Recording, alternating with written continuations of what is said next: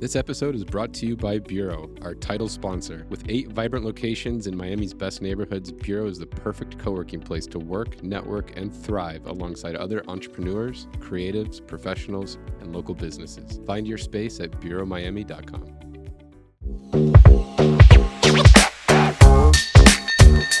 Tequila's poured.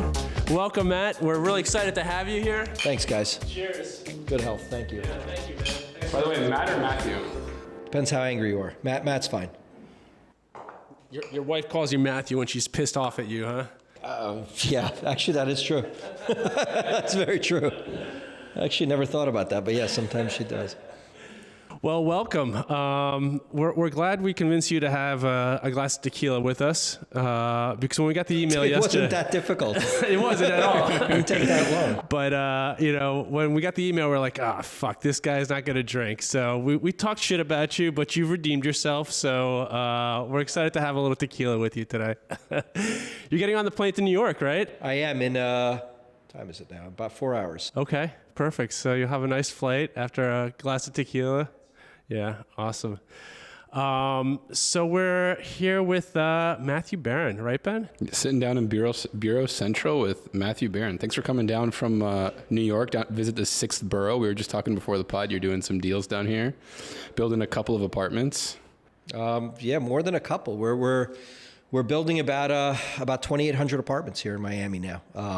In total in the pipeline, and right now, as a firm, we've got about 3,800 units in the pipeline between New York and Miami. So Miami really is 75% of our business right now. I think we got enough New Yorkers. So are you going to be sending them down to fill up your units or what? I don't know. I mean, we're agnostic. The money's green. We'll take it from New Yorkers, Floridians, whoever. The influx has been crazy the last few years here. The demographics have changed noticeably on the street too. Yeah, it's interesting. So we're actually leasing up one of our buildings right now in Hialeah, Metro Park 1. We're about 25% or so leased. And it's interesting, a lot of our tenants are coming from out of state. Not necessarily New York, but definitely we have a large percentage of that 25% that we've leased already that are directly out of state, moving here. And I think a lot of it is really, what we're building in Hialeah. We're trying to build to what I like to call like an attainable price point, like what I call normal people rental housing. Is it restricted or anything, like to 120 AMI? No. Oh well, yeah. So it is. It's not a live local deal because we have TOD zoning, but we are doing live local for the tax benefit. Yeah, you might as well. Yes, and so we are doing the 120 AMI, which truthfully in Hialeah is sort of like pretty much a market rate. Yeah, exactly. But what we find is happening, and I think one of the things that speaks to why we're having people come to us directly from out of state, is I think you have people that are moving to Miami that are looking at some of these rents in Brickell and downtown and Wynwood, and they're seeing a $5 rent, and our rents are like $3.50. And look, you can live in a brand new building, fully amenitized. By the way, with access to the metro, and you have Metro-rail, Tri-rail. Correct, and you're 15 minutes from Brickell, or you're 5 minutes from the airport if you work there, and you're paying 30 to 35% less. Yeah. And that I think is a very attractive proposition, and I think that's why. We got into that market. And I think we've done a lot of that, sort of similar in New York, similar types of deals where they're transit oriented. We're trying not to be the top of the market. We're trying to serve sort of the middle of the market. So quick question because we're gonna start really with, you day one, but now that we're just talking about Hialeah, where's the highest percentage of out-of-state people? What states are they coming from that are in your Hialeah project? We haven't really looked at it that closely. I could just tell you, just off the cuff, what I've seen kind of pass through my desk. But we have some North Carolina, South Carolina. Feel like Georgia. I think we have somebody from California. So people that call Miami, Miami. Maybe. Maybe. I think the old timers in the South Carolina people always say Miami. I don't know, but it's definitely we're definitely seeing the direct migration at our property. More gringos. Yeah, for sure. And I don't know that I'm qualified to say that, but sure. And I don't know that it's. I don't think there's a concentration from any one place. Interesting. Cool. Very interesting. Well, have you listened to the podcast before? Is it bad if I say no? No, not at all. But we're gonna make sure you start listening now. I'm gonna listen to this one. Yeah, you should, because we're gonna talk a lot of shit today. So we really like to start with, where were you born? And actually, we like to go before that. I don't know that I remember that. But your parents, where are they from? Mm-hmm. I know you grew up in New York. Yeah. So kind of just bring us back. Where are your parents from? Yeah, sure. How did they move to New York? Yeah. So my family. So my family's from the former Soviet Union. So I wasn't born in this country. I came here when I was 2.5 years old. I'm going to be 50 actually in the next week and a half. But welcome to the club, my man. Thank you. I don't know if that's a thank you or not, but I came here and my family came here in 1978. So my family's from the former Soviet Union. We emigrated here. I mean, we didn't have any money when we came here. I think my dad said he had $50 in his pocket when we, first came here. What did your dad do in Russia? So my dad fixed watches for a living. He was a watchmaker. I mean, watchmaker sounds really fancy, but he basically fixed watches for a living. Mm-hmm. My mom, when we first came here, she was a manicurist. Some of my earliest memories, I spent a lot of time with my grandma. She raised me. So she came as well. My grandmother and my grandfather, on my father's side, his parents came with us. My grandfather died pretty early after we got here. So my grandmother really is the one that raised me. And she was, I didn't grow up with money. I mean, she was on welfare and food stamps. I mean, some of my earliest memories, I used to go with her once a month to pick up the welfare and food stamp check. That was like normal for me. That wasn't like like an outside kind of thing, but it's just an interesting, I like telling people that because from where I was to where I am, it's a very interesting, there's definitely an American dream story there, but we didn't start out like, this isn't like family money, third generation. My dad gave me like $100 million to go start a real estate business. Yeah. Like quite the opposite.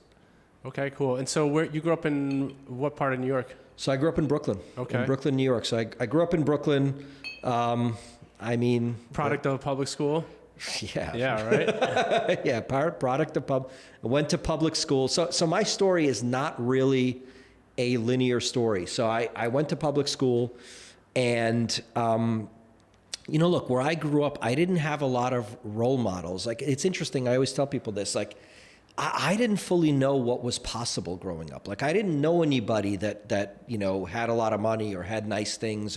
So some of my earliest memories, I remember thinking to myself, if one day I could make 80 grand a year, I'm set for fucking life. That was like the dream. Mm-hmm. That wasn't even like, hey, I'm going to have that. That was like, I wish one day I could be that.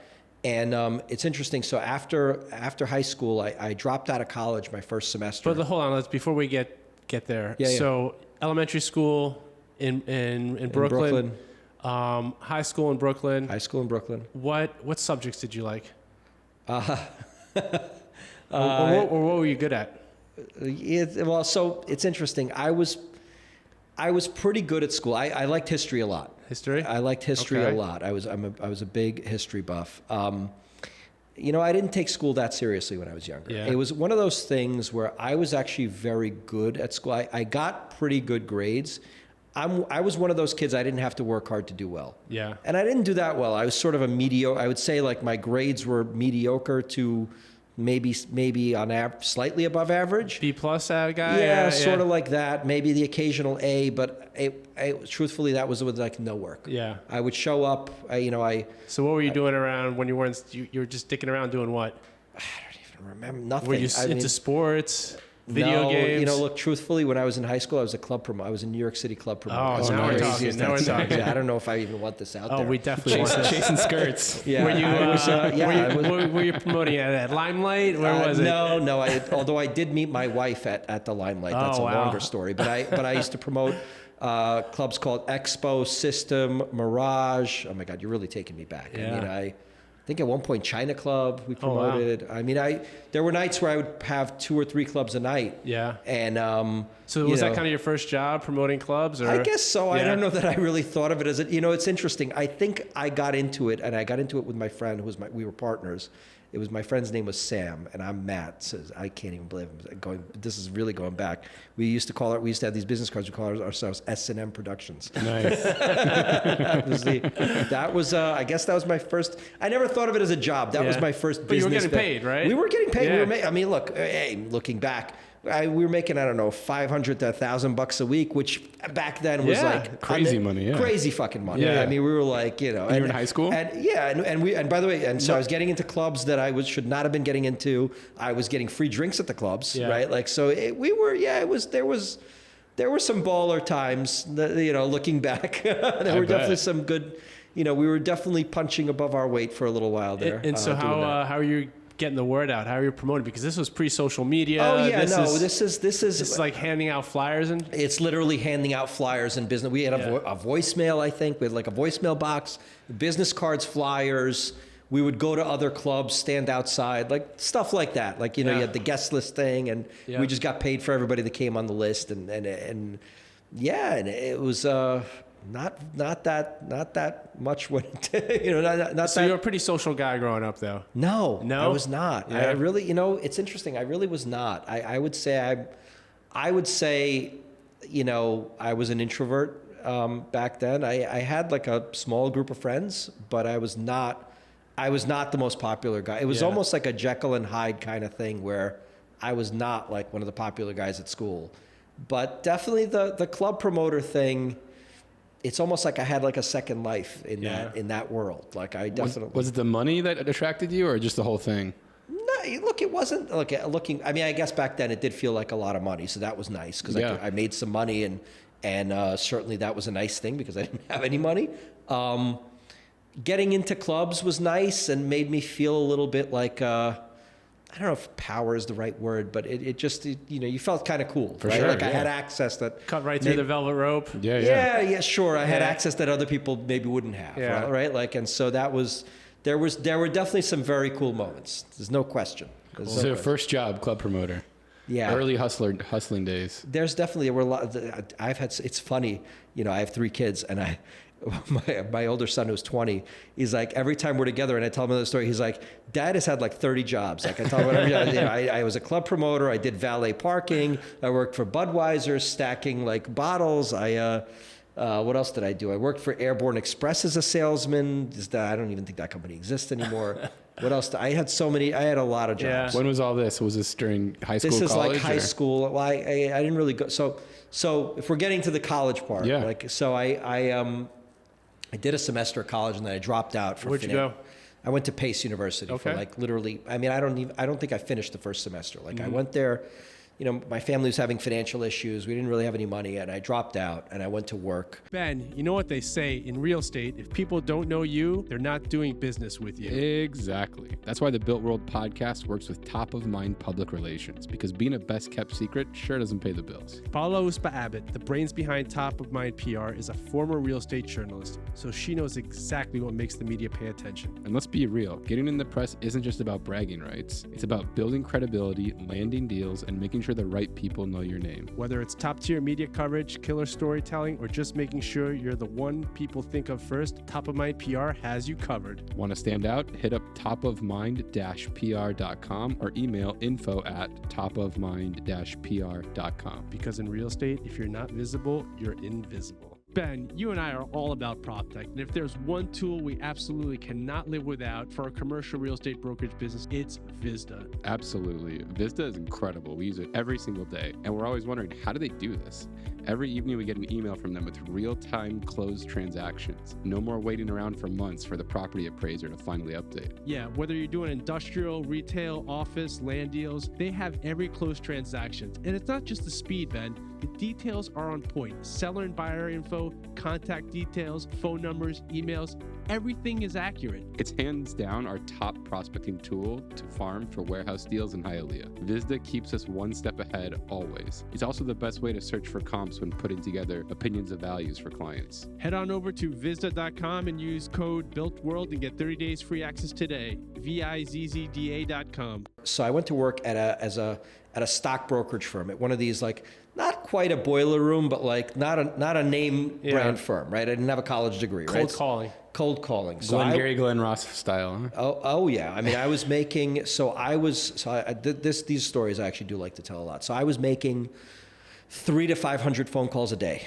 So the math basically was you're making 300 to 500 calls a day to get, I think it was something like 15 leads a week, which leads to 1 or 2 accounts like a month, right? And it was an interesting thing. So I worked at this no-name firm, and this is, again, like you said, before the internet, before all this stuff. I was sitting in a cube, and right behind me was a whiteboard where they would post what the top producers in the firm made every month, right? And so really right behind my cube, these guys are making 150, 170 a month gross. Wow. Now look, some of that goes to the house, whatever, but this is more money than I ever imagined in my, like that you can make in a year, much less in a month, right? And I'm seeing this right behind me. And then one of those guys that was always number 1 or number 2, this guy Harry, his office was also right in front, happened to be right in front of my cube. And I remember, thinking back, remember I didn't go to college. I got in here, like basically as a sales job, right? I'm working my way towards a Series 7, and I'm basically just getting leads for a broker.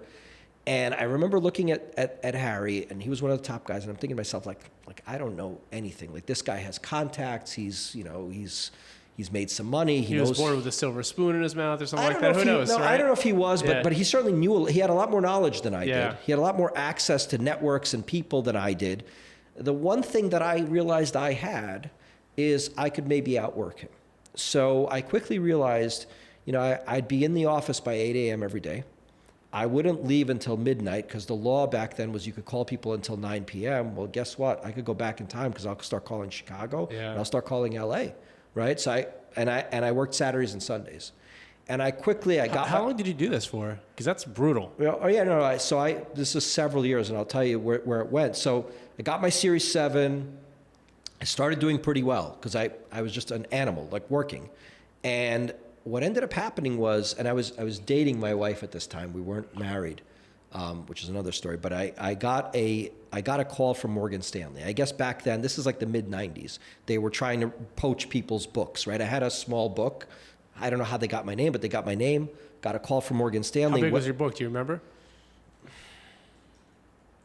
was like $6 or $8 million. It wasn't like that. Whatever. Got a call from Morgan Stanley. They came. I went for 3 rounds of interviews, and they gave me a job. And I came home that day, and I was dating what would be my wife, and I said, "Holy shit! Like, I'm gonna go work for Morgan Stanley." So now remember, they called me, so they had me fill out the employment app, and they called me a couple of days later. They're like, "Hey, you didn't put down where you went to college," and I was like, "Well, I didn't go to college." Like you, and they're like, "Oh." They're like, "Okay, come back in." So I came back in for another 3 rounds of interviews, and the guy, this Indian guy, I forget his name, he ran the office. He interviewed me, and he's like, "You know what? I'm going to give you a shot." So now I'm working at Morgan Stanley. Picture this: I'm in the bullpen. Everybody around me has a master's degree. Forget college degree. Probably Ivy Leaguers too, right? I don't know. Everybody had either an MBA. The guy in front of me was an orthodontist. He was a doctor. I'm sitting here. I just went to high school. Okay, these guys are none of them are cold calling. They're going to the golf club. They're going to their alumni networks. They're raising money all these through networking. Yeah. I'm still, fucking cold calling. And I realized, and what ended up happening was, so I'll tell you the punchline. I'll tell you how I got there. I finished my first year. My first 6 months, I was top 5 in the country. I finished my first year top 10 in the country. Morgan Stanley. Morgan Stanley. Finished my first year top 10 in the country. How did I do it? When I was at the small firm, I'm cold calling. I'm calling 300 to 500 people a day. And I call you, and you don't know the name of my firm. Yeah. Like a lot of it is hang-ups, fuck off. And what was your opening line? Do you remember? I don't even remember. Oh, man. I don't hear. But now I'm at Morgan Stanley. We have name recognition. And here's the other problem. When I used to call, remember, this is before the internet, you'd buy leads. It's like a stack, like the Glengarry Glen Ross, like the Dun & Bradstreet cards. Yep. So I have a name on there. That guy could be Elon Musk. That guy could be the waiter at your local. You have no idea. There were times where I would be pitching people for a half an hour, and then I tell them, "Hey, buy $5,000 worth of stock." Like, "Oh, I don't have that kind of money." Yeah. Right? Like, so your hit rate. You don't even know if you're calling qualified people. But wait a second. Now I'm at Morgan Stanley. I have access to clients that we've lost money for that have left us. They've gone to Payne Webber, Smith Barney, but I know this guy had 10 million bucks with us. This guy, now I know I have a list of very wealthy people. So my hit rate on wealth is going to be 100%. And when I call them, they're going to take my call because they may be pissed at us, but they're not sure. Wait, do I still have money there? Like they're going to listen to what I have to say. Yeah. So I became the guy in that office that started reviving dead accounts. Wow. I called people nobody wanted to call. Yeah. And that's how I became top 5 and top 10 in the country, because now if I'm calling 300 people a day, every single one of them's qualified and every single one of them's taking my fucking phone call. Yeah. And so, yeah, some of them still told me to F off, but my hit rate went up like crazy. And I'll tell you another funny story. So my first month at Morgan Stanley, the guy that hired me, the manager, he calls me into his office. He's like, we have a problem. I said, what's the problem? And you had a card that you swiped in when you came into the office. He said, we see you're swiping in on Saturdays and Sundays. He's like, what the hell are you doing? I said, I'm fucking working. Why is no one else here? And he looked at me and he goes, really? You're working here? I'm like, yeah. He's like, all right, let's see where this goes. We'll see. and That's amazing. I was the only one. Yeah. There was nobody I would come in, ghost town. So how long did you work at Morgan Stanley for? I was there for almost 3 years. Okay. And then, so I quit and I actually went back to school. And the reason I quit is my wife, who was my girlfriend at the time, she was going to law school. And so she she's said to clearly me, smarter than you are. she's much smarter than I am, still to this day. She's the reason for my success. That's not a bullshit statement. I believe it. So my wife, my girlfriend at the time, said to me, I can't marry you unless you get a college degree, because I know you're going to be successful. And I can't have our kids say, you know what, Dad didn't go to school. Why should we have to go to school? And truthfully, I hated what I was doing. I was a salesman. Yeah. I didn't have any control. Some analyst downstairs told me to buy Microsoft. I buy it. I lose tens of thousands of dollars for people that and I'm just a glorified salesman. Running a casino. And so I really hated what I was doing. And I actually had, just by accident, a number of clients that were in the real estate business. And one of my earliest memories, I called this one guy who I'd made a bunch of money for. And I knew he was one of those dead accounts that I revived. I knew he was he had hundreds of millions of dollars, and he had a couple of $1 million with me, and I did very well for him. And I called him one day and I said, hey, I'm doing really well for you. How come you don't send me more money? And he said to me, he said, Matt, my money's in real estate. This is my play money. And I realized, I'm like, holy shit, I'm the fucking casino dealer. He's not taking me seriously. The real guys are in hard assets. And that was really my first exposure to what even is this, mm-hmm. right? I had no exposure to that before. I didn't grow up around real estate guys that I didn't know anybody growing up that owned their own apartment, much less apartment buildings, right? Yeah. That was oh my God, those guys must be kings. Who are those people that own apartment buildings, right? So I quit my job, went back to school, went to NYU Stern. This is 7 years later. I finished NYU in 2 years with almost a 4.0 because I doubled up everything. I wasn't there to go to frat parties and do it, so I just doubled up. You went full time? I went more than full time. I slept 2 days a week because I still lived in South Brooklyn, which was an hour and a half away from school. So 2 days a week I would sleep in the library, so I wouldn't have to commute back and forth. Because I was literally doubling up. I was taking double the amount of classes to finish in 2 years because I was trying to catch up, right? Wow. Did that. Got my bachelor's from NYU, and then I went to Columbia Business School and got an MBA, and yeah, so that's my story of school. Quick question though, doing all this work, was there a release? Did you do any sports, any exercise during that time? Were you just heads down? Drugs? No. What kind of drugs? I never really cocaine, ecstasy. What was it? I never really got into any of that. I did.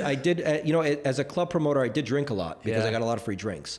Drugs were never really, that was never really my thing. Honestly, it was never, and honestly, being with my wife, my wife had someone in her family that actually had a really bad spell with that, somebody older. So it was never really something that was attractive to me.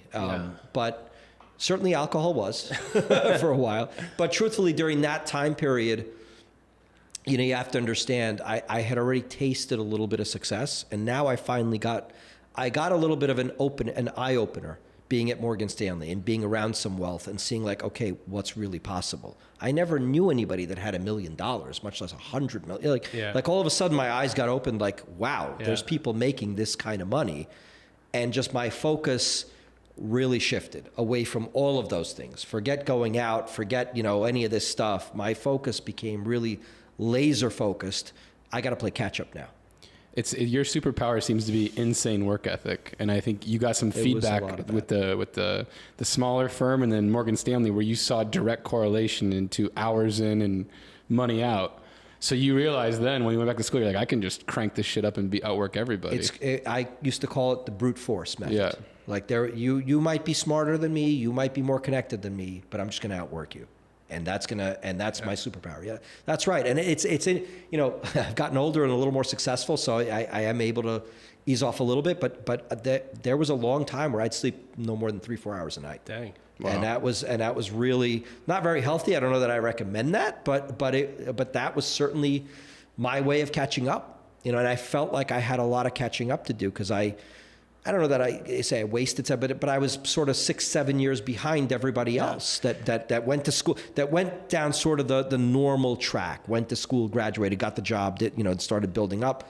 I started from zero, and when I finished school and started my business, my wife was an attorney and she was working, and quite frankly, she supported us while I started building my business. Yeah. So without her, I would not have been able to do what I do now because she supported us. Well, Buffett said the most important decision you can make is who you marry. And I so agree. there's so much truth through that. I'm a big believer. I'm actually writing a book about this right now, but I am a big believer that 95% of your happiness or misery is going to come from the person you pick as your partner. Yeah. Really simple. They are going to be responsible for either 95% of your happiness or misery. Fortunately, I found one that is responsible for 95% of my happiness. I still have awesome. the 5%, by the way. But Something to work on. Hopefully she's not listening. Hopefully she's not listening to this. No one's perfect. No, I'm just kidding. I'm kidding, Marlene. If your kids are listening, they should hit that skip forward 30 seconds button. Because I'm going to ask you, was going back to school worth it? Did you learn anything? Did you make any connections? Like, how do you feel in retrospect? Look, here's what I will say, the honest answer. It was for me. I went to Stern undergrad and Columbia Business School. I mean, the connections you made in those schools, right? And it's funny you say that. I really didn't make any connections because truthfully, I came in 7 years later.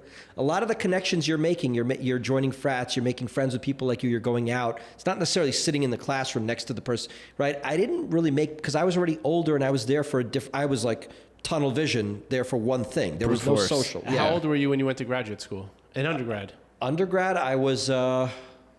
wait a second. What did I got to do the math. Hold on. I was like 20, hold on.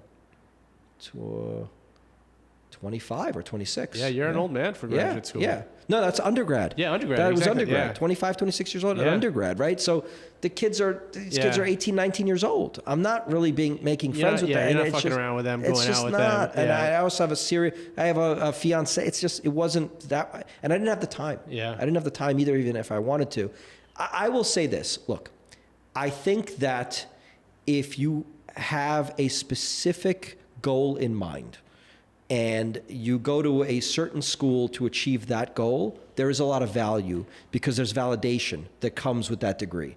I think if you're going to go be an art history major and then decide that you want to go into business, that's not going to translate very well. And you go to some no-name, I just think, I think there's limited value the less focused you get in college. So if you're going to, if you want to go into business and finance and you go to a good business school and you really crank it out, yeah, that has a lot of value because that certificate is going to give you some validation and allow you to either raise money as a business owner or get the right job and get into the right place. So I think to a limited degree, it is very valuable. But I think once you get outside of that scope, I think it's very limited value. At that point, if you're not going to go to a sort of a top school, like a decent school with a real focus, go do your own thing, man. You're probably better off not taking on the debt.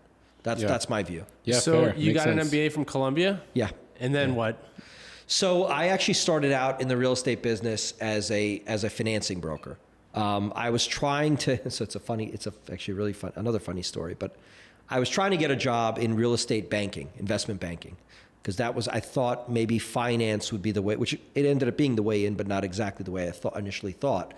And so I was trying to join all these either investment banking or real estate private equity firms. So I would go on these interviews to be an analyst. The problem is I'm now 8 or 9 years older than every other analyst. Yeah. And I went on all these interviews, and because I was literally top of the class in both schools, right? So I got every interview. Every firm, you name the firm, Goldman Sachs, this one, I got every interview, okay? And everyone turned me down. And finally, and I couldn't understand, why am I not getting a job? Like, I don't understand. And finally, this one firm, this one managing director, he sat me down and he's like, look, you're really qualified. I'm sure you'd crush it, but your colleagues are going to be 8 or 9 years older than you. You're just not. We can't hire. It's age discrimination at its finest. But at least the guy was honest with me about it. Right. And then I realized, holy shit, like, I'm late. I'm qualified, but I'm late. How old were you when you graduated Columbia? Well, so this is actually after Stern. This is before I got my MBA. This is after undergrad. Okay. And that's why I decided to get my MBA, because I was like, shit. I'm now as an undergraduate, as a bachelor's degree holder, I'm too old to compete with the other bachelor's degree. I'm not getting the same job, right? Yeah. So now I got to go get my MBA. While I was getting my MBA, I got a job in real estate finance as a broker. So financing deals for guys like me right now, but as a broker, and just not to keep bringing my wife back into this, but she actually got me the job. We were sort of like fate. We were on an airplane coming back home from vacation, and I was in the window seat. She was in the middle seat. And you know how like sometimes there's like a family that gets split up and people have to give up their seats. So this older couple from the front gave up their seats so this family could sit together, and the wife sat next to my wife. The husband sat in the aisle. He and I both fell asleep. By the time I landed, I had a job with him. I swear to God, and that guy turned into my mentor in the business. A guy named Jerry Swartz, who was I was actually just with him for his birthday. He's 85, but he was this is 20. How old? This is 25 years ago, I guess. This is almost 25. Yeah, he was 60. This is 25 years ago. Yeah. Wow. He became my mentor in the business, and so he brought me on. And we were basically financing deals for guys like me. And I learned a lot about it. And it was interesting because I was still a broker. So I was still doing cold calling and kind of finding clients. But none of them were used to like a guy. I mean, I came in there like making I was making 300 to 400 calls at the same thing. Yeah. They were looking at me like, holy shit, this guy's an animal. Yeah. And I became Jerry's kind of right-hand guy for a number of years. So I started working on pretty big deals. And it gave me, and I was getting my MBA kind of at the same time. And truthfully, in the back of my mind, I wanted to be a principal. I wanted to be an owner or a developer. But I didn't have the financial wherewithal, and I didn't have at the time any sort of stamp or validation, right? And so that's where the MBA kind of came in. I felt like getting that is going to get me to that next level where, look, if I have to raise money or get people to invest with me, at least I have some credentials. I have something to fall back on. And the truth is, spending those years with Jerry gave me a lot of experience financing deals, and it started to also give me a network in the real estate capital markets that I was able to build. And then 20 years ago, I found a partner, because again, I had a negative net worth, but I found a partner, a guy named Jonathan Simon, who had a balance sheet. We partnered up 20 years ago. We started a company called Simon Barron Development in New York.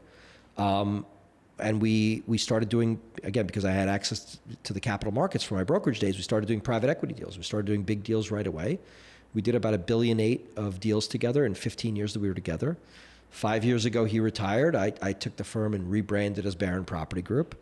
You know, Felipe, ever since we moved into Bureau, my productivity has been through the roof. I mean, I might actually be getting things done for once. The energy at Bureau just makes work fun. Plus, with 8 locations across South Florida, from South Miami all the way to Hollywood, there's no excuse for not finding a spot to get your shit done, Ben. And we're not alone. Over 500 local companies call Bureau home. Everything from creative agencies and real estate firms to tech startups, law firms, and media companies. It's a melting pot of brilliant people, and we don't include ourselves in that category. We definitely don't include ourselves in that category. Bureau really has space for anyone, whether you're flying solo or have a team. There are suites starting at 100 square feet all the way up to 2,000 square feet. They also don't try to lock you into long-term agreements, and everything is month to month. Let's not forget the important stuff either. The coffee is top tier, staff is incredible, and has a very entrepreneurial vibe. It's not just a workspace, it's a place where work actually gets done. That's right, Ben. So if you want to level up your workday like we try to do every day, check out Bureau. You might even catch us sipping some espressos between podcast sessions. Or tequila. Definitely tequila. Tell Bureau the Built World sent you, and you'll get 50% 50% off your first month's membership. See you out there. Cheers. Later. If your Instagram is collecting dust, so are your leads. That's why we started working with Sage Marketing. And I gotta say, they're dialed in, Ben. Yeah, they'll build out your content, help you with your brand voice, and even create custom reels for you. Stuff that looks good, authentic, and performs. Whether you just need strategy, someone to train your team, or you're ready to hand it all over, Sage has packages for whatever level you're at. And the best part, you can book a free 15-minute discovery call. No pressure, just a quick call to see where you're at and how they can help. Hit up socialmedia.sage on Instagram or check the show notes for the link. If you're serious about growing your brand this year, this is the move.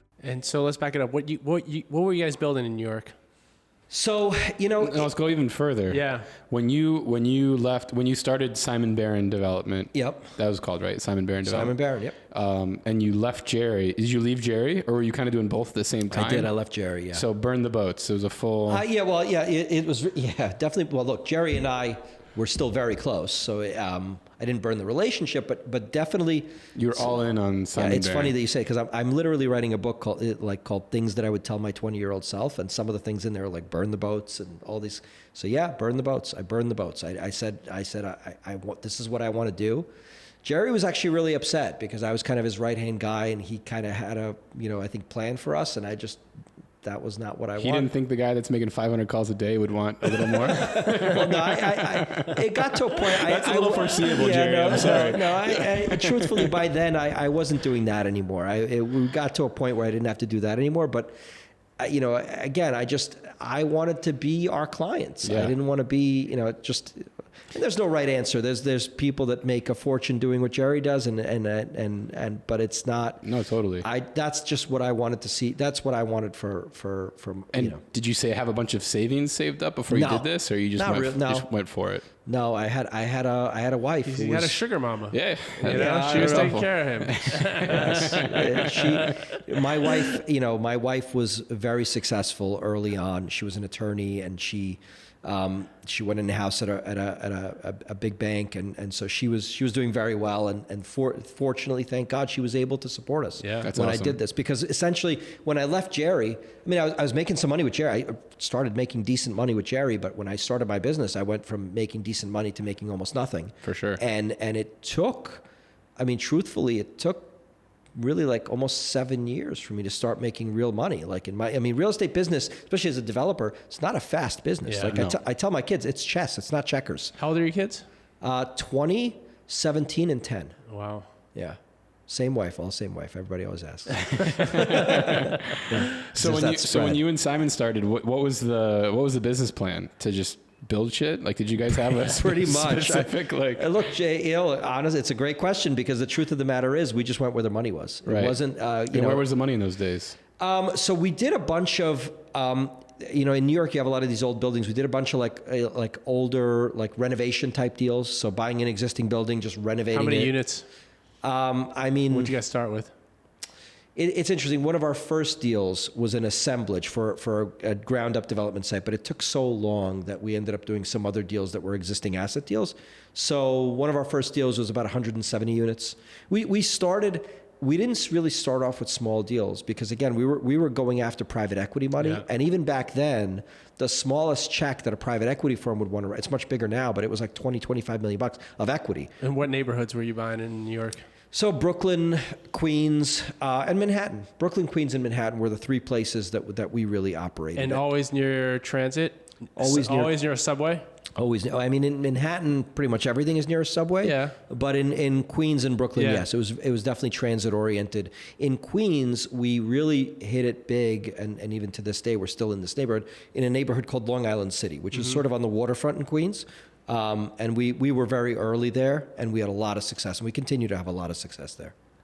How are you able to raise equity for these initial deals? Because that's the hardest part, right? Like, you always had your capital markets relationships on the debt side, but getting someone to write an equity check for a developer that doesn't have a track record, very hard, almost impossible. Very hard. So I was fortunate. My partner was involved in a deal with a very wealthy family that was being built.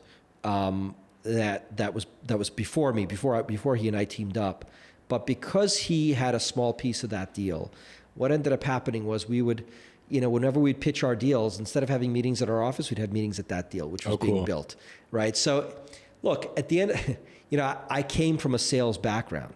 So at the end of the day, all of this capital raising, it's all sales. At the end, that's really the skill. And I tell my kids too, like, I think anything in business, anything that you're going to do in business, if you're good at sales, you're going to be really good in business. Because at the end of the day, you're selling something to somebody, no matter what you're doing, right? So I was fortunate in that I had a big sales background, so I was really good at that.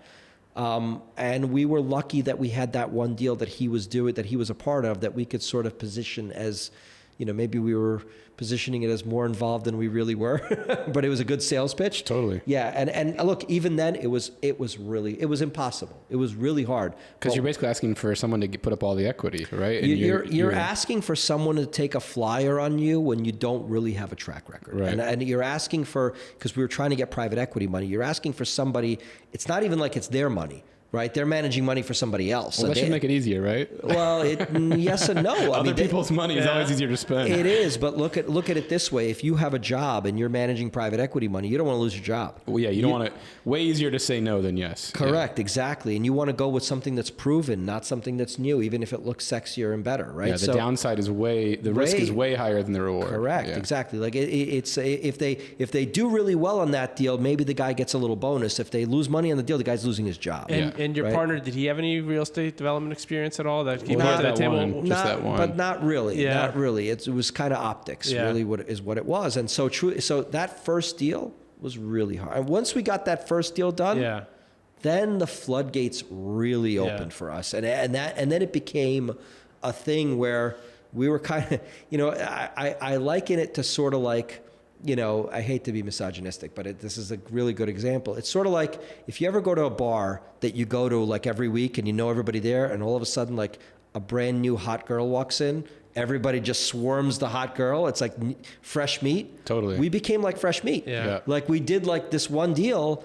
with this well-known private equity firm, and all of a sudden, you guys knocked it out of the park, and they were like, we didn't even knock it out of the park. We just closed the damn deal. It wasn't even that we knocked it out of the park. That it takes years to do these deals. The fact that we closed this one deal with this new firm, it's like everybody's like, oh shit, they gave them money. Like, who are these guys? Let's go. That's awesome. Right? And that's what opened the flood. So I'm saying it's about what you can sell, not necessarily performance. Like you look around, there's a lot of guys that have like. Some of these older guys, they've been bankrupt a number of times, but they keep coming back. People keep investing with them. So it's not, I don't want to say performance. Look, performance is important, and we do have a great track record, thank God. But certainly, it's more about what you can sell than the past. America likes winners, and we like guys that take big swings. So if you're willing to take a big swing and talk a big game, we'll listen. I mean, look at Newman. This guy's still out here raising money somehow. It's insane. It's insane. By the way, great example. Yeah, great example. And he's coming back. I don't know what the fuck flow is, but we're out here. I mean, look, I don't think he knows. There's a lot of examples like that. I mean, there's a lot of examples. But it's attractive. What's going on, Bilties? Ben and Felipe cutting back in, letting you guys know when you can come hang out at the next Cafecito Club. That's right, Ben. We got the October 10th Cafecito Club at River Landing. Andy Hellinger is hosting us over there at Ficelli Bakery. Or in Gringo Lee's Ficelle Bakery. Parking is free. Andy's got the hookup on the parking too. Come hang out, meet some of our listeners. Our guests will be there as well, and we want to meet you guys too. Yeah, it should be a cool venue right there on the river. These events have been awesome. We love hanging out, connecting people, talking deals. We already have some deals in the works from it, so it's a really fun way to hang out. So looking forward to seeing you all there. Yeah, so 9 a.m.-ish Miami Standard Time. We'll see you there on October 10th, and you can RSVP on our blog at builtworldadvisors.com. See you guys there. This episode is brought to you by Built World Advisors. Yeah, that's us. We're not your typical commercial brokerage. We combine deep market knowledge with a media platform that actually connects to people doing deals, the developers, brokers, architects, and attorneys. Let's not forget the investors, Ben. From warehouses in East Hialeah to off-market gems in Allapattah, we help you find value where others aren't looking. If you're tired of waiting for opportunities to land in your inbox, let's talk. Built World Advisors, real estate for the people who get shit done. You can check us out at builtworldadvisors.com. Yes. So on the first deal, is there anything unique you did on the capital stack, on the GPLP split to attract that capital? I look, truthfully, on the first deal, we probably got the worst. It's the worst. That's what I'm asking. Yeah, you're going to get the worst deal that you've ever. It only got better from there, honestly, and just. But you got a developer fee, you got some participation. Yeah, of course. Yeah, we got a developer fee, we got a promote structure, and so we did okay on it. It wasn't but it doesn't even matter if you make money on those deals. It's just that track record of now you're truthfully. fresh meat. So we did make a few bucks, not that much, but because we invested very little and our participation was relatively small, but the track record, it was a big deal. Yeah. The track record alone then allows you to do other deals, and then steadily, like as your performance gets better, you just get better deals, and that really is what but it takes time. Like truthfully, in my business, it takes time. I mean, it's taken me 20 years to get to a place where now we're really dictating our own terms, essentially. That's really cool. And so most of your development career was in New York. Yeah, the first 15 years. I mean, we didn't come to Miami until right after COVID. And all multifamily apartment buildings, or any other kind of assets? I mean, we did do a couple. I would say 85% of what we did or 90% of what we did was multifamily. We did do one hotel, which we built it. The truth is, we're not hotel guys. We had a capital partner that had a big hotel management business. So as soon as we finished building it, they took it over, they run it. We're sort of like passive investors in it now. It was a very successful deal, but we're not by any stretch of the imagination hotel operators. Everything else we did was multifamily, and most of it was rental. We did do a few condo projects, but most of it rental projects, either renovation or ground up. And then, but really about 7 or 8 years ago, we kind of made the switch where now we're solely focused on ground up. We don't do any renovation deals. We are strictly ground up multifamily developers. That's all we do. That's our expertise. And how are you finding the market these days? Because it's pretty tough to make things work. I mean, we talk about it a lot. We see a lot of sites coming up right now for sale. Developers sick of carrying stuff. Yeah, Capital markets want to see 7 yield on costs, and building costs down here are so expensive that. So here's I'll tell you the same thing that I just said, that I tell my kids. It's chess, it's not checkers, right? Yes, the market today, interest rates are high. It's tough to make deals pencil. Getting financing is really, really tough. The thing that you have to realize is you're not building for today. You're building we're building large scale deals. It takes me 3 years at best case to build a building, maybe 2.5. The problem is the bankers are too scared to believe that story. Look, the truth of the matter is, I believe, and we're speaking, we're all in because we're building a lot of units. This is the best time to be building stuff right now. You want to build when no one's able to, when people are too afraid to. By the time the market turns and money's going to be flowing and it's going to be okay to build, that's the wrong time to build. Too late. That's the easiest time to build, but it is the wrong time to build. So right now, yes, people can't build, but what does that mean? That means in 3 years there's going to be a dearth of supply. There's going to be a shortage of supply. And I also, I'm a big believer. I'm happy to, I don't know if you want me to prognosticate, but I'm happy to. Yeah, please. We like predicting the future. Yeah. So I'll make a prediction and I'll go around and refill the tequila. I'm going to go very light. No problem. It's a long flight back to New York. It is. Pour him a double, Ben. Yeah, so here's my prediction. December of 2027, I think the Fed funds rates is going to be 300 basis points lower than where it is today. Wow. That's my prediction. And 2 years from now.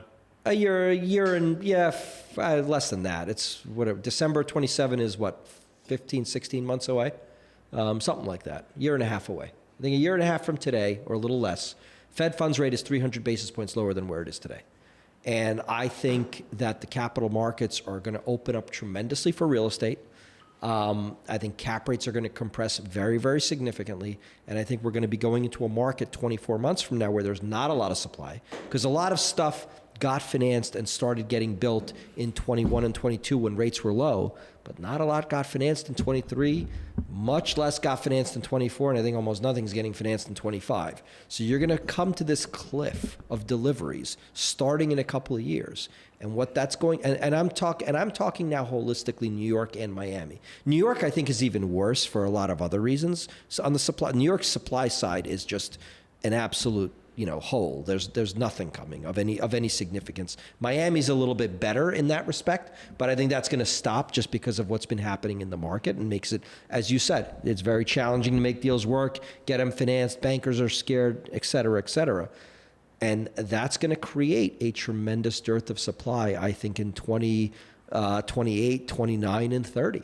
And what is that going to do to values in a low interest rate environment? It's going to push values up. And so that's why we're going all in. We're building we have almost 4,000 apartments in the pipeline right now between New York and Miami to build over the next couple of years. So quick question. So you spent 15 years building in New York. Yep. What made Miami so appealing? So, you know, I've wanted to branch out. I've wanted to break out into Miami for a number of years. You've been down here a bunch? Yeah, I've had a place down here for 20 years. Okay. But it was more of a vacation spot for me, not necessarily, Where's your spot at? I'm up north. I'm in Sunny Isles. Okay. So like the proper Russians are. Yes. I didn't realize that till just now. Whether I want to admit it or not, sure. Yeah, that wasn't. Do you speak planned. Russian at all? I do. You I'm do, fluent. huh? That's cool. Yeah, I'm fluent in Russian. I can read it and write it at a 5th or 6th grade level. Who are you rooting for in Red Dawn? The Russians and the Cubans, or the Wolverines? The Wolverines, man. Of course. Love it. Yeah, of course. Wow, that's a throwback. That's from like the 80s, right? I know that movie. Fuck yeah. Look, my parents left the Soviet. We're as blue blood Americans as you can get. But you speak Russian. I do. I speak it. It's funny. I came here when I was 2.5, so I actually learned it here. I learned it from my grandmother, and then I actually took it in my high school. Actually had a Russian course, so I actually did not grow up speaking it. It's funny, when we came to this country, my first language was really English because my parents were trying to speak English to learn the language. So at home we still to this day at home we speak English. We don't speak Russian. Yeah. So it really is a second language for me. But it's funny because we have a nanny now for my 10-year-old, and she's been with us for 10 years. She's like a part of the family, but she does not speak a word of English. She only speaks Russian. And that's cool. And that's been really good because it's helped my kids also, speak Russian and have a taste of the culture and Yeah, keep them in line, because there's nothing scarier than a Russian nanny yelling at you. She is very Soviet. There's definitely a lot of Soviet in there. So, but she'd yell at me today and I'd be scared. Yeah. There's no question. I lost my train of thought. We were talking about why you came to Florida. Yeah, why did you come to Miami? Why did I come to Florida? You had a place in Sunny Isles. It was not because of the Russians. But why I came to Florida. So I've wanted to break into Miami for a long time. And the issue for us was, truthfully, we feel like we are experts in the capital markets. We feel like we're experts in construction. I mean, we have a great track record. The one area where I was just nervous was I wanted some local on-the-ground expertise. I didn't want to be the schmuck from New York that came here and bought the one site that everybody in Miami knows you shouldn't touch, but the schmuck from New York came and bought it. Not to mention the permitting issues. Well, yeah, look, there's a lot of local know-how. Like if you showed me a site in New York, and look, today, fast forward 5 years, we have boots on the ground here. We have an office here. We are a local developer now. But 5 years ago, you bring me a site in New York, any site, I know what I can do with it. I know what's going on. I know the market cold. But 5 years ago, we didn't know. I mean, I knew Miami because I'd vacationed here. That's a lot different than actually being able to do business here at a high level. And you guys are now building in Hialeah, and you'd probably never been to Hialeah before, huh? I had never been to Hialeah until our partner brought us there to show us. So it's interesting. So we got introduced. So we did find a local developer here, a firm called MG Developer. How'd you guys get connected?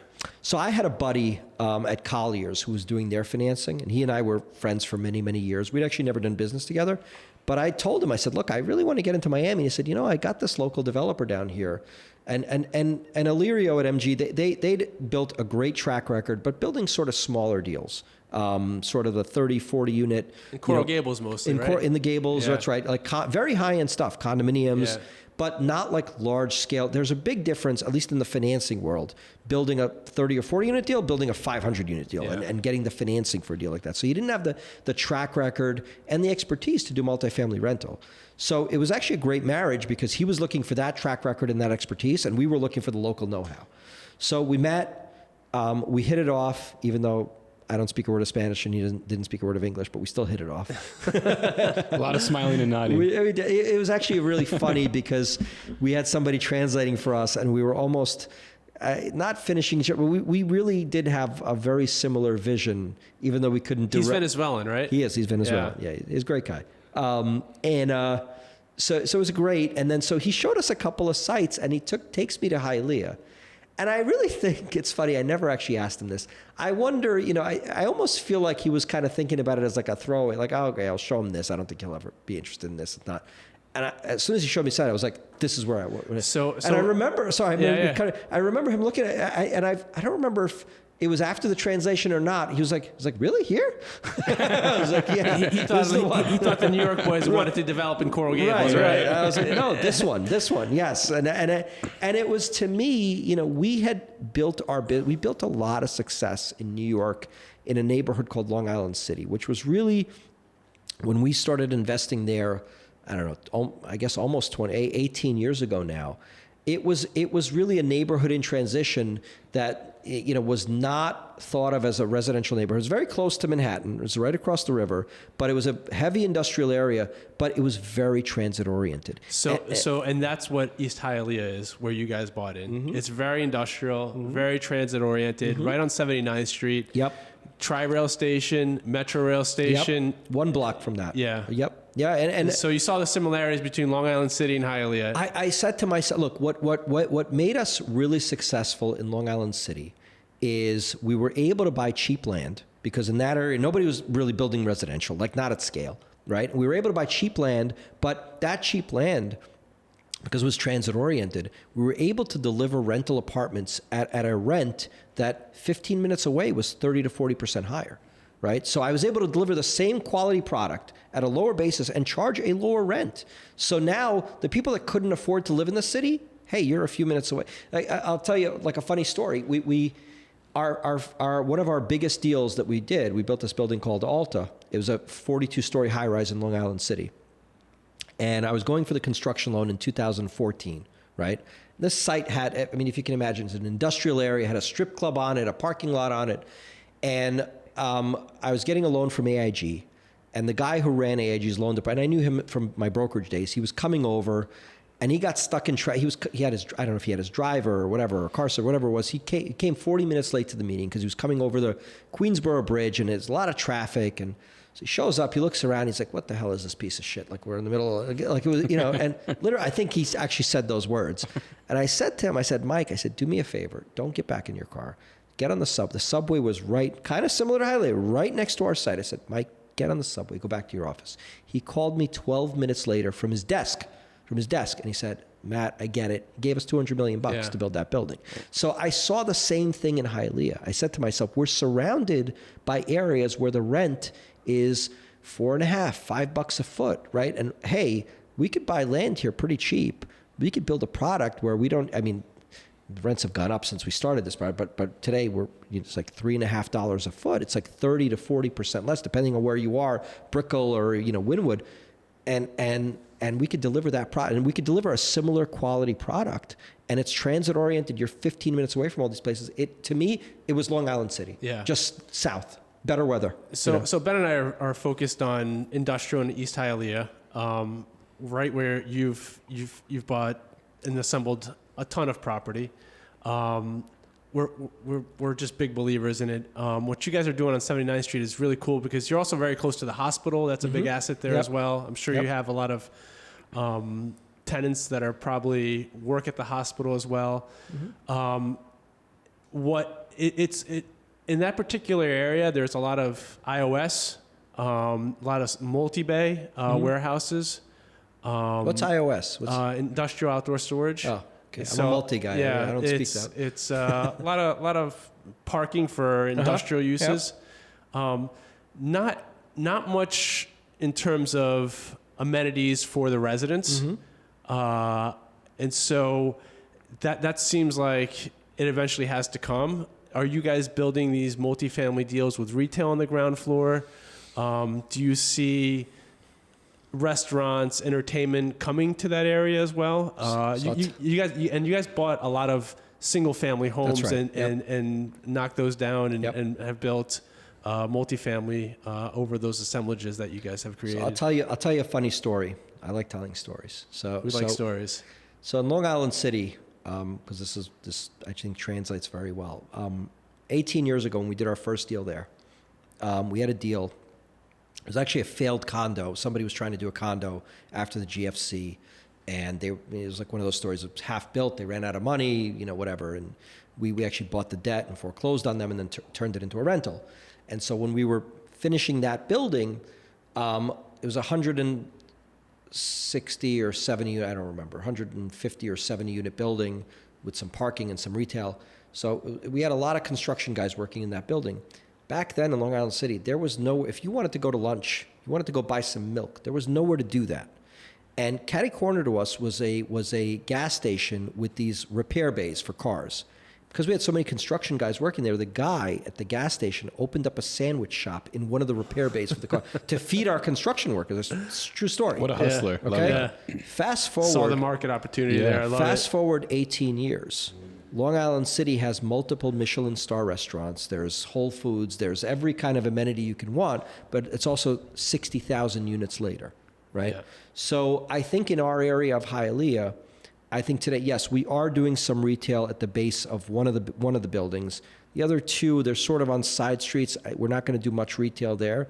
But I do believe, I think similar to where we were 18 years ago, we're sort of in the early innings of what I think this neighborhood is going to be.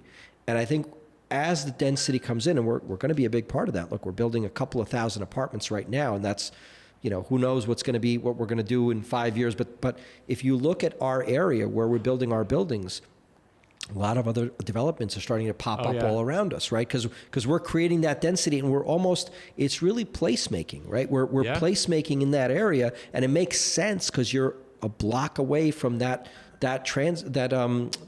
Metro Rail and the Tri-Rail. So it's the perfect spot. So I think fast forward, and I don't think this is, again, it's chess, it's not checkers. I don't think this is 3 years away. But if we fast forward 10 years, I guarantee you're not going to recognize that neighborhood. The amenities are going to be very, very different. The access to retail and restaurants is going to be very, very different. Look, I don't know that it'll ever be like a Brickell. You're not going to Komodo there necessarily. But again, from a value proposition standpoint, the density is going to bring all of those things. Yeah. We're not there yet, but we're going to get there. And I can see it. It's just may take another decade. So placemaking, super important. Is there a requirement? That's City of Hialeah, right? Mm-hmm. It's not unincorporated. Is there a requirement to have retail on the ground floor? Because, I mean, that's kind of, it's a cornerstone of making a place, a placemaking. But it's also annoying. Like, if there's no demand for retail, I got to build this retail that nobody wants. I hear what you're saying, but, so the side they may not want it today, right? But they may want it, 10 years from now. It's I'm the developer making the bet. Yeah, it's tough. Look, so on the deal that we have that fronts 25th Street, we do have a lot of retail. The deals that we're doing where we have two side streets, that's a little bit tougher because you just don't have the traffic. Yeah. And we had a similar situation years ago on a deal we did in New York where it really wasn't on a high traffic retail corridor, and we just did apartments on the first floor because truthfully, even if they're trading at a discount, at least you're going to get them leased. Yeah. Right. And so what I would argue, the counter argument that I would make to that, I don't think it helps a city to just have empty retail. Agreed. I don't think that looks good. That doesn't feel good. I think if I was a city planner, I'd want the retail in the high traffic locations because I think that's where people are going to go and be attracted to. I think on the side streets where you don't have as much traffic, having dead, empty retail, I think is a detriment, and it makes it look, it I think devalues the city versus having apartments there and it just looks pretty and nice and, Yep, I get it. I find it so interesting that you're going into these areas like Long Island City, like Hialeah, and like making these doing this placemaking.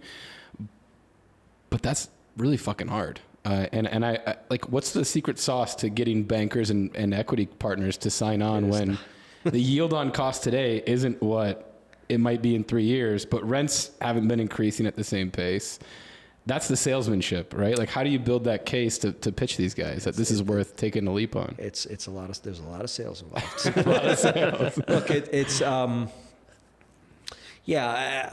I don't know that there's a secret sauce necessarily. There is a lot of sales involved. There's no question.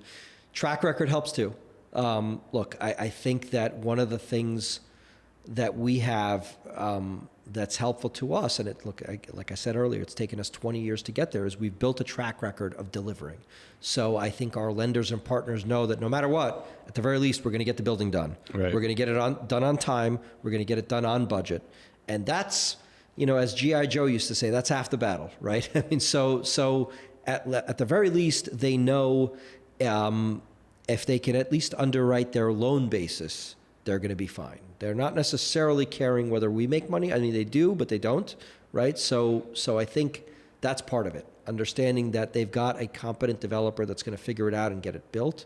That is a lot of it. But certainly the other side of it, it's tough. I mean, when we first came into Hialeah, there was a lot of pitching.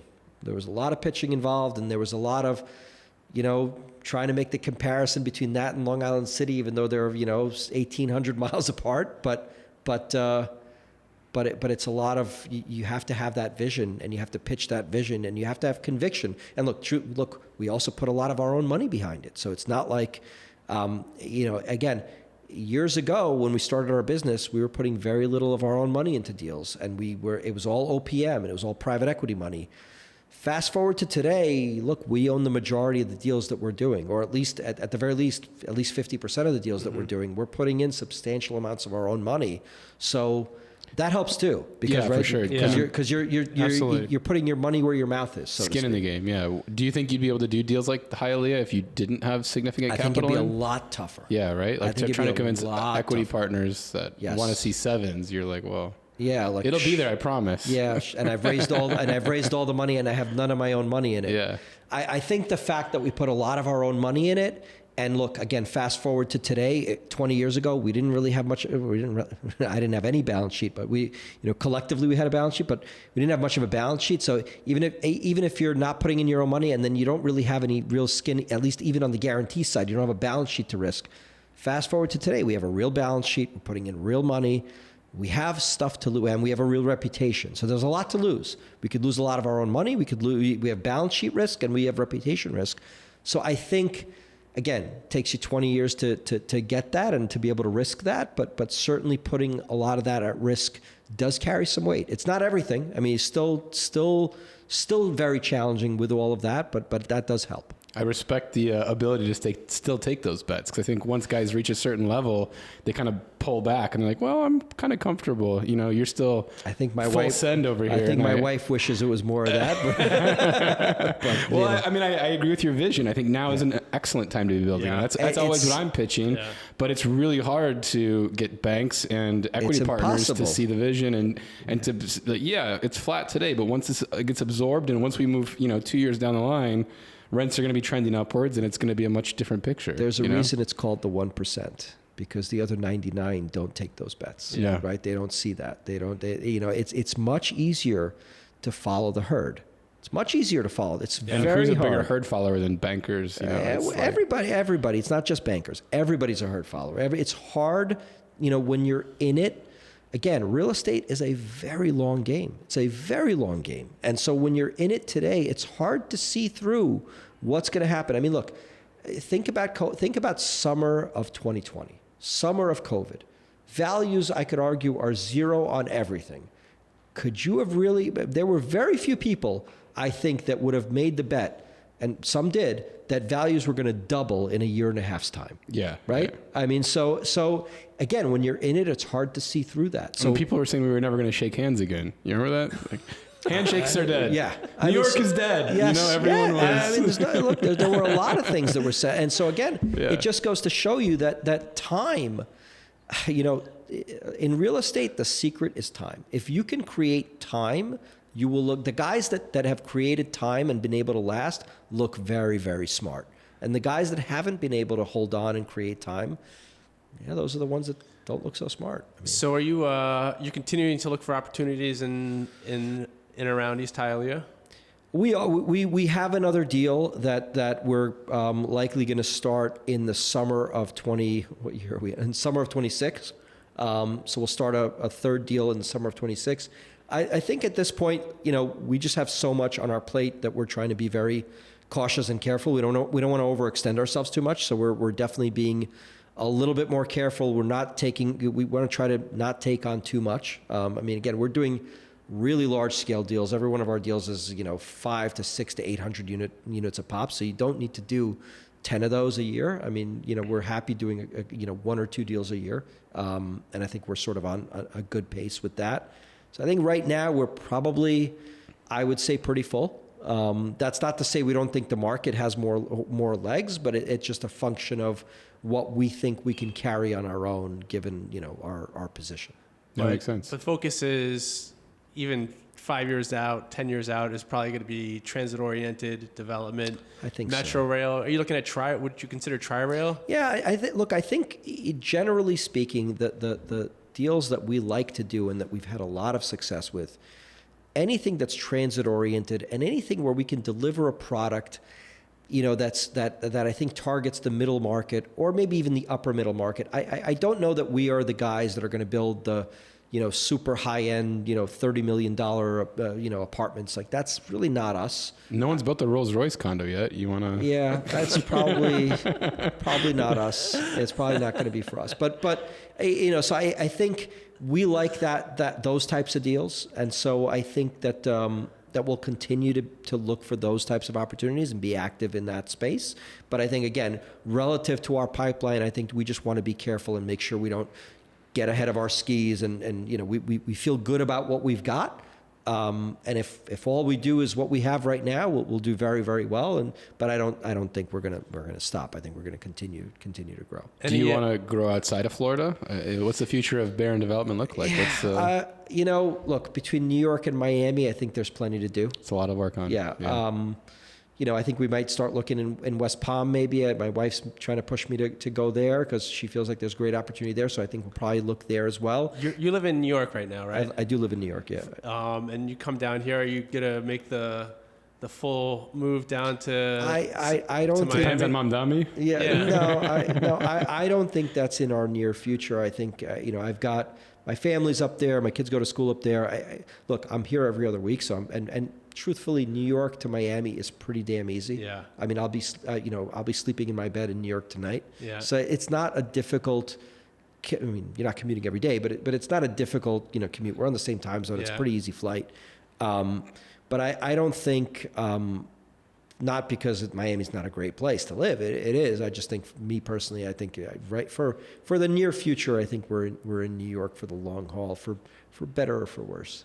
I mean, you got a 10-year-old. He's got to at least finish school. Yeah. Right? Yeah. We're not making that move. But we do. But I do have an office here. I do have a team here. Where's your office down here? We're in the Gables. Okay. We're in Coral Gables, and I do have an apartment here with all the Russians. Yes, it is what it is. But I do have that. So I apologize for the racial profiling. It's all good. I'm all about it. Jumped in my head. I was like, yeah, that's where all the Russians are. It's okay. I'm comfortable with it. It's fine.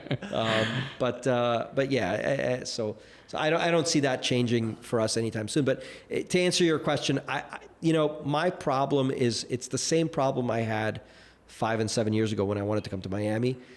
I don't know that I'm comfortable. I'm smart enough to know what I know and what I don't know.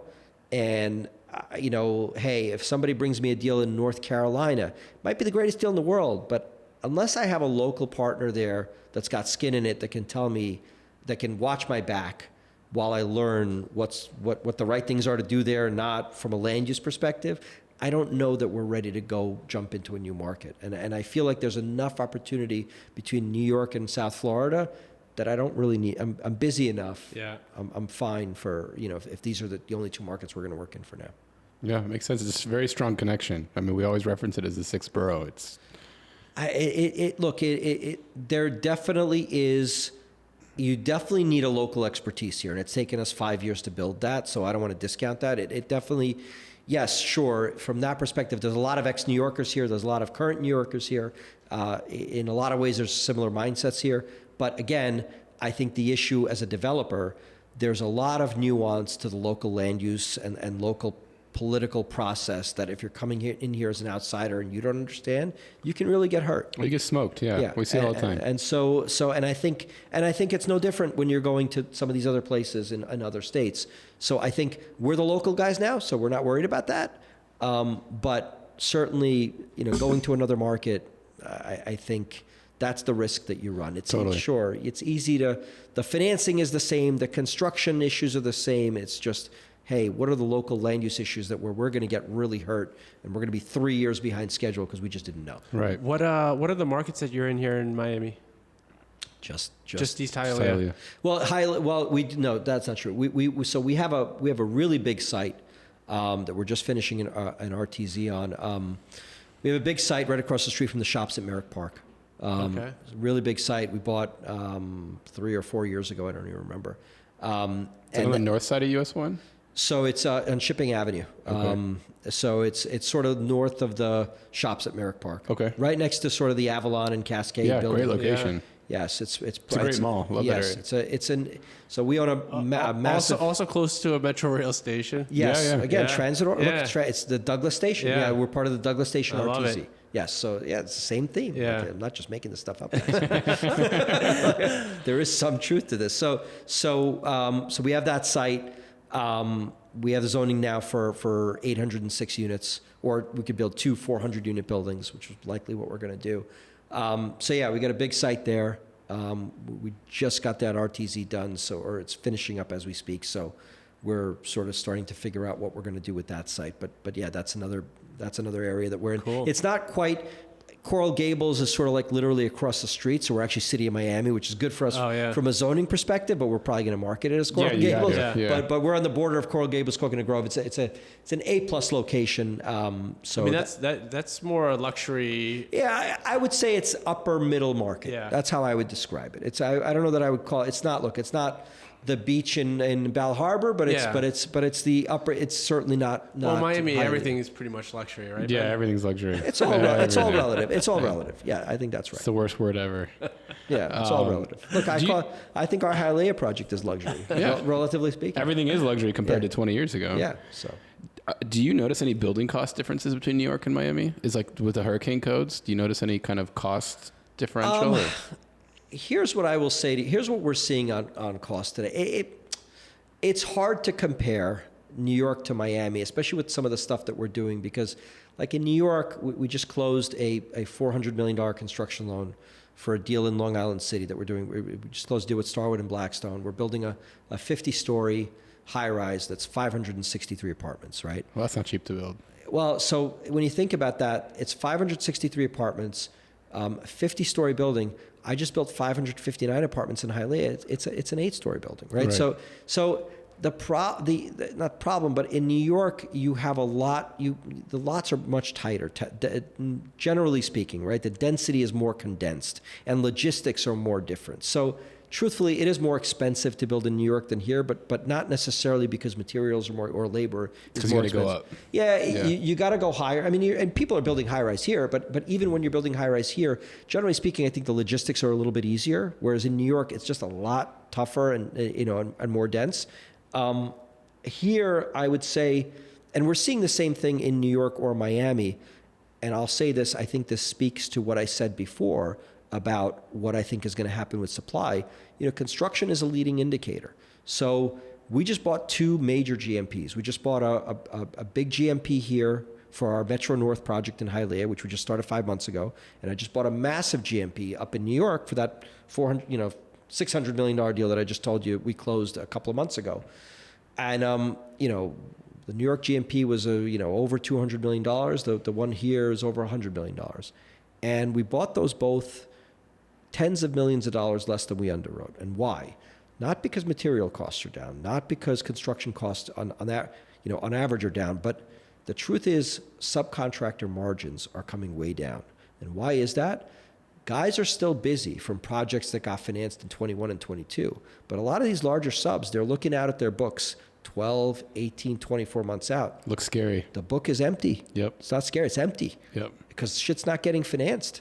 So we're able to save tens of millions of dollars, not because material costs are down, because the guy that maybe wanted a 20% profit margin a couple of years ago is maybe doing it for 3 or 5 because he wants to keep his people employed and the fees coming in. Yep. And these are big projects. So that to me is a very leading indicator. And I've seen this. I've been around now for 25 years. I saw this after 2008 when plumbing supply guys were cold calling me. I wasn't even a contractor. I was a developer, right? And why were they calling me? Because there was nobody building after 2008, right? That's the same thing is happening today. We're in the early innings where stuff's not getting built. Maybe projects are getting announced, but they're not financed. They're not going in the ground. And so whatever you think is coming, it's not really, it's probably a third of that's coming, right? And you're seeing, and I'm seeing it direct from the horse's mouth because the guys that are building it I'm seeing that they have no pipeline. Yep. And so that to me just further solidifies my view that I think 24, 36 months from now, there's a hole in deliveries, and that's going to cause rents to go up. That's going to cause values to go up. And again, and hopefully interest rates are lower. I do believe interest rates are going to be a lot. I mean, I gave that prognostication earlier. So, I know. We'll hold you to it. And it's funny, right before I got here, I was with a good buddy of mine, and he bet me 3-1 on bottles of Magnum. That I made a bet, 3-1 bottles of Magnum choice. The other person's choice. That rates will be, the Fed funds rate will be 1.25% by December of 2026. Okay. I like that. So. Does it scare you, the tail end of that 10-year, what that's going to do with what the deficit, the debt's doing and the deficit's doing? Like, is Trump just going to do his normal MO and bankrupt this bitch and let everybody work it out in the back end? I don't. It's a tough thing. I feel like people don't realize that. I don't know that it's so black and white. Truthfully, first of all, I do think a lot of people are wrong about this whole tariff thing, and it seems like we're bringing in a lot more money than people thought we were going to bring in with the tariffs. So, look, I'm not an expert in that. Me neither. It does seem like we're bringing in a lot of money. It seems like last number I heard was like $500 billion just the last few months. I mean, if we could bring in $1 trillion a year in tariff money, that sounds ridiculous. So I'm sure that helps a little bit. I don't know. You look at the United States of America, and I got to say, you look at places like New York and Miami. Why does foreign money keep coming to these places? Yeah, why? We talk about this all the time. Because they're not safe anywhere else. Yep. So I just think there's an aura of this that's not necessarily black and white, zeros and ones. There's an aura here where, like, hey, if you're going to park your money in some of these other countries, they may just take it from you. Right? It may be worth zero. Yeah. So I don't know that we're not perfect, but we're a lot better than that. Yeah. And so it's one of those things where that dance may just keep going. Yep. Debt or not. I mean, again, a lot of this debt, a lot of the debt that's owed, look at who is it really owed to? It's other countries. Yep. And at the end of the day, it's... Yep. I don't want to say it out loud, but I mean, what's the real recourse there? I don't know. Yeah. There's a funny saying, and I don't know that it necessarily, but it is I think I don't know if it was Trump that said this or not, but someone said this. It's kind of like, if you owe somebody $1 million, you have a problem. When you owe somebody 30 trillion, we have a problem. Yeah. You have a partner. You have a partner. That's exactly right. You have a partner. So Yeah. Well, Matthew, this has been a pleasure, man. Thanks for sitting down. Super cool. My pleasure. Yeah, Thank you. dude, Telling us your story. Yeah, great story. Thank you. And we're psyched to have you in Miami doing some TOD projects. That's We're awesome. going to be cold calling you, try to sell you warehouses in Hialeah. So you can demolish them and build some other shit. Thank you. All right, man. We'll have a safe flight tonight, and we'll talk to you soon. Thanks, guys. Yeah, Cheers. thanks, Matt. Thank Cheers. You. Thank you.